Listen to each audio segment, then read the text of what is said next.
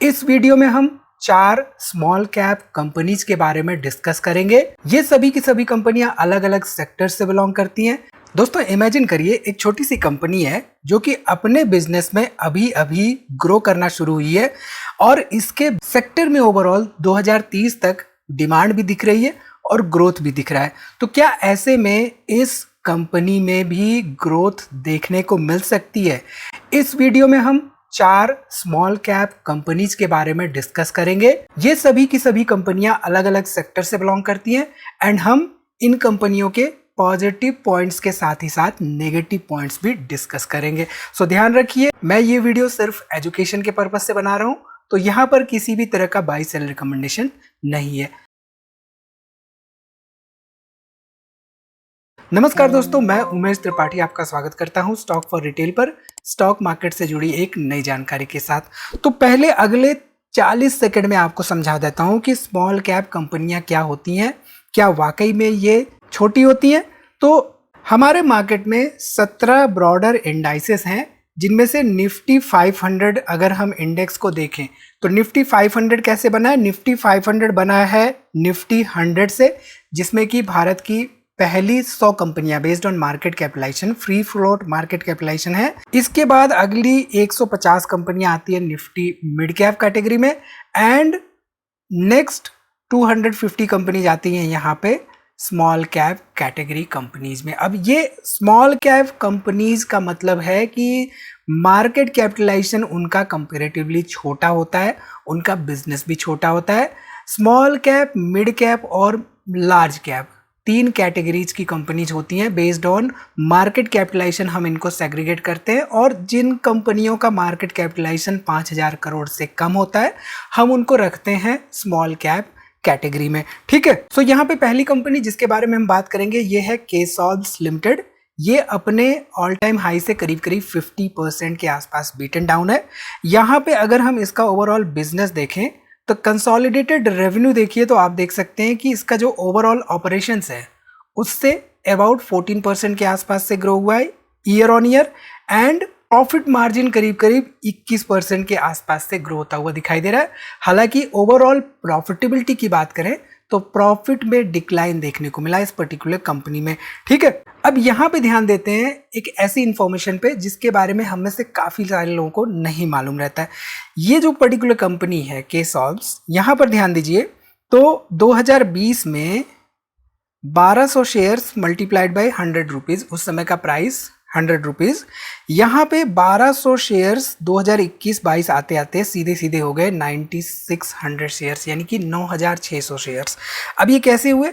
Company ने bonus share announce किया 1:1 की रेशियो का एंड अगेन 3:1 की रेशियो का 2 बार बोनस शेयर अनाउंस किया, जिसकी वजह से नंबर ऑफ शेयर्स बढ़ गए एग्जिस्टिंग इन्वेस्टर के और ये टोटल हो गए 9600 शेयर्स।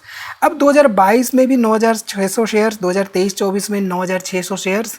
यहाँ पे कंपनी ने 2024-25 में स्टॉक स्प्लिट कर दिया 1:2 की रेशियो का, टोटल हो गए 19200 शेयर्स। अब 19200 शेयर्स यहाँ पर एग्जिस्टिंग इन्वेस्टर जो कि 2020 से है उसका इन्वेस्टमेंट करीब करीब 58 टाइम्स होता हुआ दिखाई दे रहा है। ठीक, चलिए यहाँ पे देखें तो ये जो पर्टिकुलर कंपनी है केसॉल्व्स करती क्या है, किन बिजनेस डोमेन्स को ये सर्विसेज प्रोवाइड करती है। तो हमेशा जब भी हम कंपनीज के एनालिसिस कर रहे होते हैं तो हमें मालूम होना चाहिए कंपनी का बिजनेस सेगमेंट।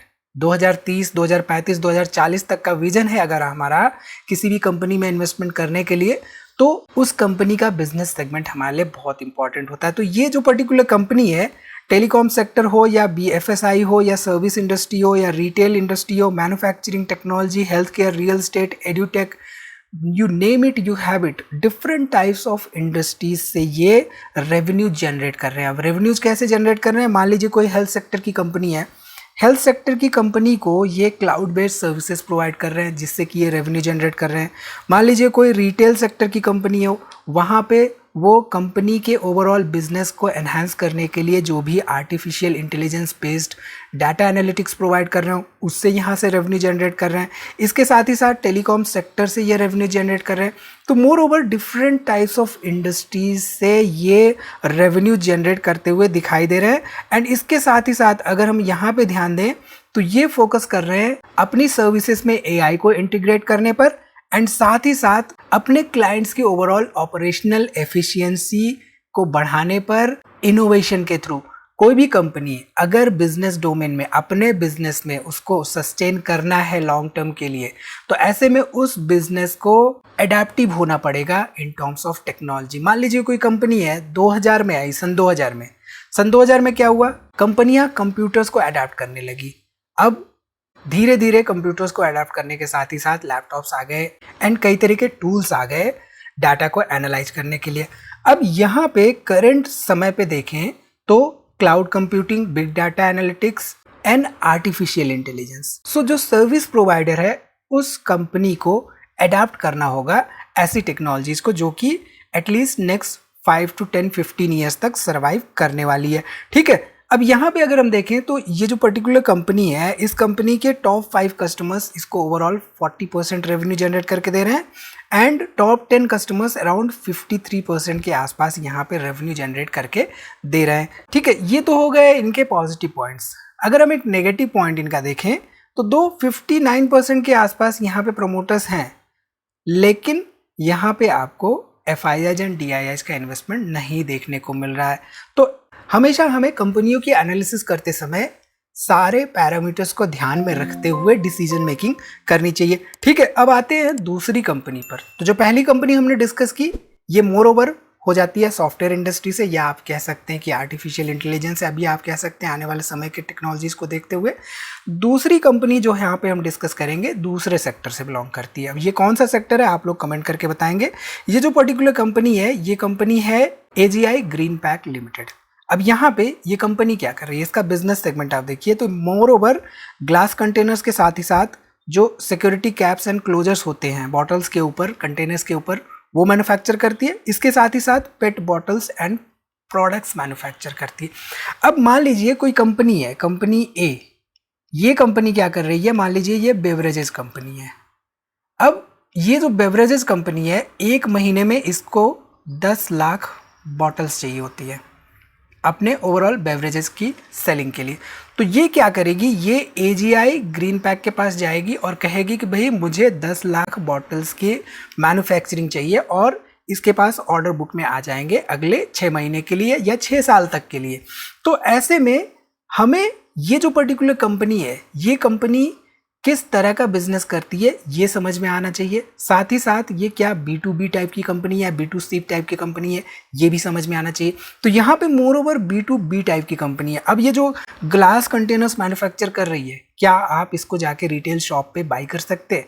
नहीं, राइट। हम जो बाई कर रहे हैं उसमें किसी और पर्टिकुलर कंपनी का प्रोडक्ट है, लेकिन ये जो ग्लास मैन्युफैक्चर हुआ है, ये मैन्युफैक्चर हुआ है AGI ग्रीन पैक द्वारा। ठीक है, इसके साथ ही साथ ये एल्यूमिनियम कैंस की तरफ भी वेंचर करते हुए दिखाई दे रहा है। तो यहाँ पे हो सकता है कि जो एल्यूमिनियम कैन मार्केट है उसको भी ये देख रहे हैं एज अ रेवेन्यू सोर्स। ठीक, सो मोर ओवर जो भी आप डिफरेंट इंडस्ट्रीज के प्रोडक्ट्स देखते हैं, डिफरेंट इंडस्ट्रीज के ग्लास बॉटल्स देखते हैं, कंटेनर्स देखते हैं या लिड्स देखते हैं, ये मोर ओवर यहाँ पे मैन्युफैक्चरिंग हो रही है इनकी AGI ग्रीन पैक के द्वारा। अब यहाँ पे अगर हम देखें तो आप देख सकते हैं कि रेवेन्यू फ्रॉम ऑपरेशंस करीब करीब 10.6% के आसपास से ईयर ऑन ईयर ग्रो कर रहा है। साथ ही साथ यहाँ पे EBITDA देखें तो आप EBITDA देख सकते हैं करीब करीब 10% के आसपास से ग्रो कर रहा है। प्रॉफिट आफ्टर टैक्स करीब करीब यहाँ पे 22% के आसपास से ग्रो करता हुआ दिखाई दे रहा है इस पर्टिकुलर कंपनी का। ठीक, इनके पैकेजिंग प्रोडक्ट रेवेन्यू मिक्स अगर हम देखें कि कहाँ से रेवेन्यू जनरेट कर रही है पर्टिकुलर कंपनी, तो यहाँ पे देखें ग्लास कंटेनर से करीब करीब 89% के आसपास रेवेन्यू जनरेट कर रही है। वहीं पे ग्लास कंटेनर्स में भी अल्कोहलिक बेवरेजेस जो हैं करीब करीब 76%, फूड एंड बेवरेजेस यहाँ पे करीब 17% एंड फार्मास्यूटिकल्स जो केस स्टडी हमने की थी वहाँ से करीब करीब 7% के आसपास रेवेन्यू जनरेट करते हुए दिखाई दे रहे हैं। ठीक है, यहाँ पे अगर हम देखें तो आप देख सकते हैं कि जो पर्टिकुलर कंपनी है ये करीब करीब 17 to 20% मार्केट शेयर होल्ड करती है and is the second important player in the Indian organised glass packaging industry by installed capacity. तो कंपनी का बिजनेस समझना हमारे लिए बहुत इंपॉर्टेंट होता है, इस बात पे हमें ध्यान देके चलना चाहिए। ठीक, ये तो हो गए पॉजिटिव पॉइंट्स इस पर्टिकुलर कंपनी के। अब नेगेटिव पॉइंट देखिए, अब यहाँ पे आप देख सकते हैं कि -204 करोड़ के आसपास फ्री कैश फ्लो देखने को मिल रहा है। कंपनी का कैश फ्लो हमारे लिए बहुत इंपॉर्टेंट होता है एनालिटिकल के पर्पज से। तो कंपनी के पास generally positive free cash flow रहना चाहिए ईयर ऑन ईयर, इस बात को भी हमें ध्यान देके चलना चाहिए। ठीक है, चलिए अब यहाँ पे बात कर लेते हैं तीसरी कंपनी की। तो ये तीसरी कंपनी है, ये डिफरेंट सेक्टर से बिलोंग करती है, ऑटो सेक्टर से बिलोंग करती है और खासतौर पे ऑटो एंसिलरी सेक्टर की ये कंपनी है।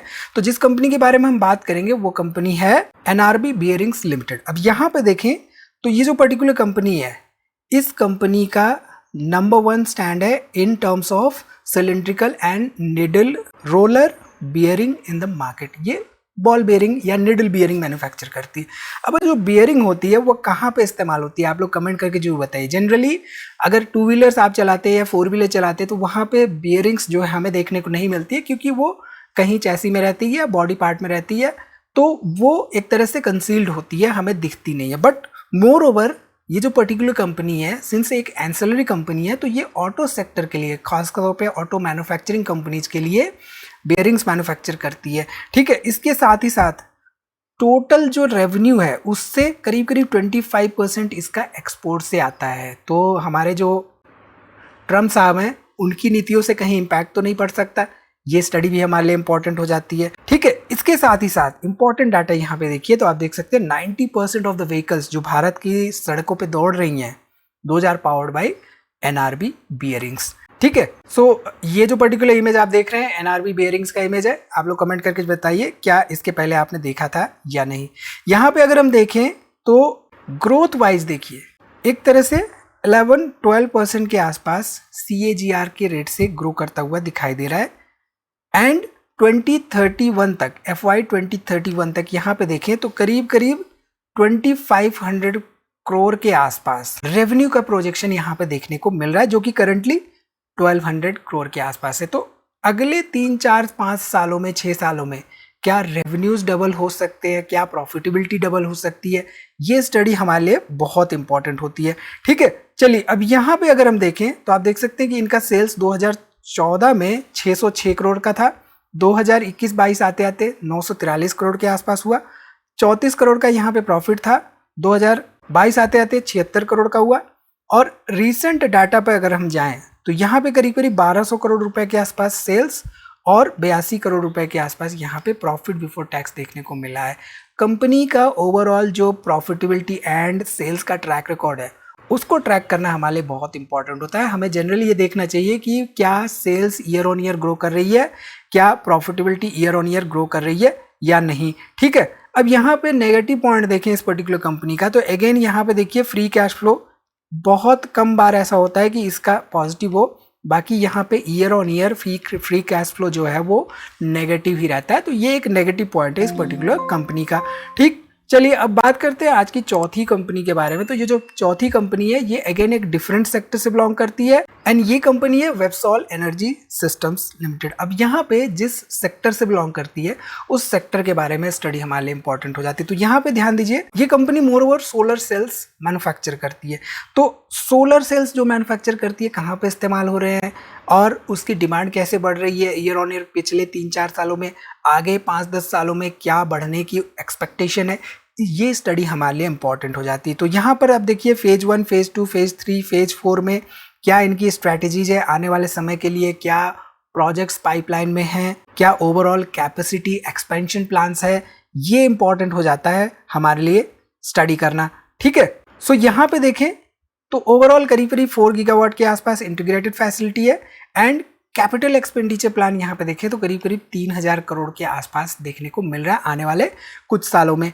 जहां तक ओवरऑल इनके रेवेन्यू ग्रोथ की बात है तो 51% के आसपास से ग्रो हुआ है, ईबिटा यहाँ पे करीब करीब 64% के आसपास से ग्रो हुआ है, प्रॉफिटेबिलिटी यहाँ पे करीब करीब 75% के आसपास से ग्रो हुई है। ये हाफ ईयरली का हम डाटा देख रहे हैं। साथ ही साथ यहाँ पे अगर हम देखें तो ओवरऑल जो इसका बिजनेस सेगमेंट है उस बिजनेस सेगमेंट में भी आने वाले FY 27 तक अगर हम देखें तो यहाँ पे ऑलमोस्ट 40 गीगावाट के आसपास डोमेस्टिक सेल डिमांड हमें देखने को मिल रही है। ठीक है, सो ये जो पर्टिकुलर कंपनी है ये अपने बिजनेस सेगमेंट में one of the major place दिख रही है in the development of utility scale power plants and rooftop and commercial and industrial solar power installations. ठीक, यहाँ पे सेल्स देखें 2014 में 305 करोड़ का था। प्रॉफिट बिफोर टैक्स यहाँ पे देखें तो कंपनी लॉस मेकिंग कंपनी थी, अगले 2-3-4 साल तक रही लॉस मेकिंग।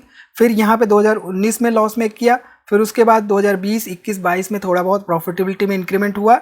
अब यहाँ पे रिसेंट डाटा देखें तो 2025 में करीब करीब 575 करोड़ का यहाँ पे सेल्स है और साथ ही साथ 155 करोड़ के आसपास यहाँ पे प्रॉफिटेबिलिटी है। तो यहाँ पे एक देखें तो नेगेटिव हमें ट्रेंड देखने को मिला। ट्रेंड क्या है कि मोस्टली ये लॉस मेकिंग रहती है और कभी कभी बीच में प्रॉफिटेबिलिटी जनरेट कर लेती है। तो ये कंसिस्टेंसी हमें नहीं देखने को मिल रही है इस पर्टिकुलर कंपनी में। ठीक है, एक और नेगेटिव पॉइंट यहाँ पे देखें तो जो प्रमोटर्स हैं केवल 27% के आसपास देखने को मिल रहा है, 66% के आसपास यहाँ पे पब्लिक है और केवल 5% के आसपास आपको FIIs एंड DIs देखने को मिल रहा है। तो ग्रीन पैक है जो हमने डिस्कस किया राइट, वो करीब करीब ऑल टाइम हाई से 25% बीट एंड डाउन है। NRB बियरिंग्स भी करीब करीब 25% बीट एंड डाउन है।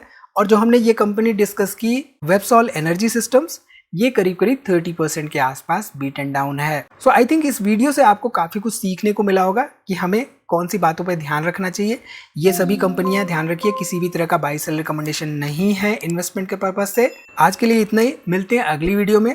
अगर आपको किसी पर्टिकुलर इंडस्ट्री या कंपनी के बारे में इंफॉर्मेशन चाहिए तो कमेंट जरूर करिए, वीडियो को लाइक करिए, दोस्तों में शेयर करना ना भूलिए और डिस्क्रिप्शन में जो भी लिंक्स हैं उनको एक्सप्लोर करना ना भूलिए। सो मिलते हैं अगली वीडियो में एक नई जानकारी के साथ, तब तक आप अपना बहुत ख्याल रखिए।